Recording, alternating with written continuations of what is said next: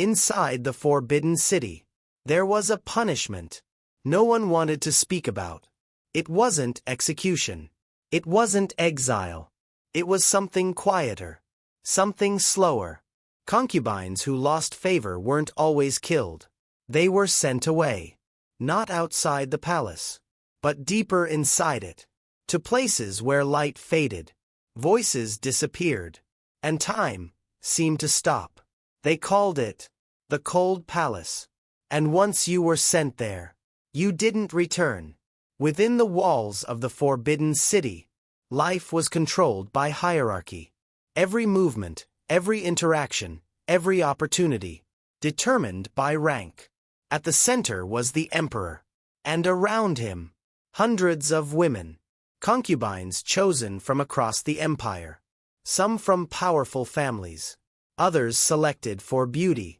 But once inside, they all entered the same system. A world where attention meant survival. Higher-ranked concubines lived closer to power. They were seen, heard, remembered. Lower-ranked ones lived in the background, waiting, hoping. Because in this world, being noticed could change everything. And being ignored could end everything. Life in the palace wasn't peaceful. It was competitive, carefully structured, and always uncertain. A single mistake, a rumor, or simply losing the emperor's interest could shift someone's position instantly. And when that happened, there was a place waiting, not officially named, not openly discussed, but understood by everyone. A place for those who had fallen out of favor. A place where presence faded, and memory slowly disappeared. Inside the Forbidden City, the Cold Palace wasn't one specific building. It had no official name, no marked location. It was something else entirely. A condition. Any remote section of the palace could become a cold palace. Abandoned courtyards, neglected halls, quiet chambers far from attention. Places where activity stopped, and silence took over. For concubines, being sent there didn't mean death. It meant removal. They were cut off from court life, separated from influence, forgotten by the system they once belonged to. Servants became fewer, supplies became limited, and communication nearly disappeared. Days turned into routine. Routine turned into isolation, and isolation became the punishment. Because in the imperial court, status was identity. Without it, a person became invisible. Some concubines stayed there for years. Others, for the rest of their lives. No clear sentence. No promise of return. Only time. And silence. In the distant corners of the Forbidden City, life slowed down. Everything became quieter. Simpler. But heavier. The structured routines of palace life disappeared. No ceremonies. No gatherings. No attention. Only repetition. Days passed with little change. Limited interaction. Minimal conversation. Long stretches of silence. For many concubines, the hardest part wasn't physical conditions. It was isolation.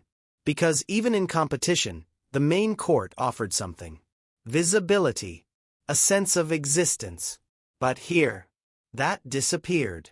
Visitors rarely came. Servants spoke little. And time began to blur. Without structure, days blended together. Moments lost their meaning. The future became uncertain. Some tried to create routines, simple habits to hold on to control. Others withdrew further, adapting to the silence in their own ways. Because the Cold Palace wasn't just a place. It was a state of mind. A space where identity slowly faded. Where purpose became unclear. And where survival meant adjusting to being forgotten. Inside the Forbidden City, the Cold Palace wasn't feared because it was loud. It was feared because it wasn't. There was no final moment. No clear ending. Just continuation. Day after day. Without change. For many concubines, the fear wasn't just going there. It was what came after. The waiting. The uncertainty. The realization that nothing would return to how it was. In a system built on rank and recognition, losing status meant losing identity. No influence. No role. No presence. Some hoped for recall. A second chance. But that didn't always come. And as time passed, hope faded. Because there was no clear path back. Only time moving forward. Without progress. That's what made it so powerful. So feared. Because it didn't end quickly. It stretched. Silently. Relentlessly. A punishment that didn't destroy instantly, but slowly removed everything that once defined a person. The Forbidden City holds countless stories. Some recorded in detail. Others barely mentioned. The Cold Palace is one of them. There are no complete records. No exact location. No full accounts of what every concubine experienced. Only fragments. References. Hints left behind in historical texts. And that silence is part of the story. Because history doesn't always preserve everything. Some details fade.